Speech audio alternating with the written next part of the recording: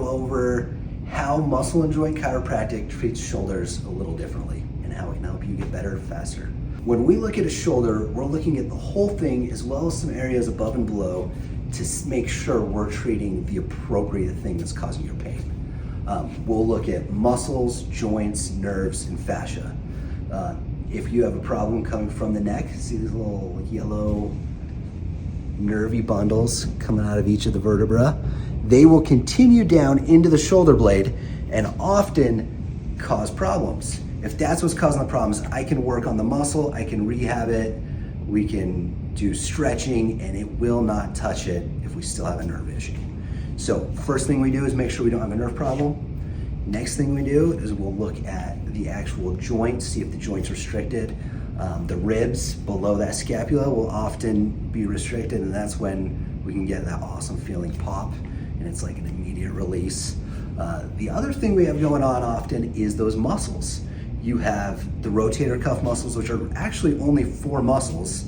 Not only do you have the rotator cuff muscles, but you have muscles that actually go over top of them and over top in the front.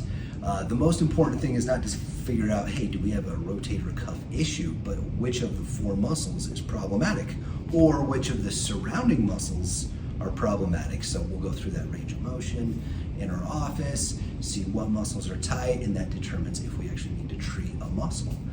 Often we'll do pinning and stretching, and a few other techniques to see if we can get those muscles to let up to allow you to have better range of motion and less pain. The other thing that often happens is you'll have a fascial issue. So above the muscles, you got the bones, the muscles, and then the skin. In between that muscle and that skin layer, there's a layer that's called your fascia. That fascia will get gummed up, and the layers won't slide past each other like they're supposed to. So we actually have specific treatments to treat that fascia if it seems to be a problem. So when you come in, we look at you and we say, hey, is this nerve, muscle, joint, fascia? And then based on your problem, determines what our treatment. Sometimes we'll nail it right on the head the first visit.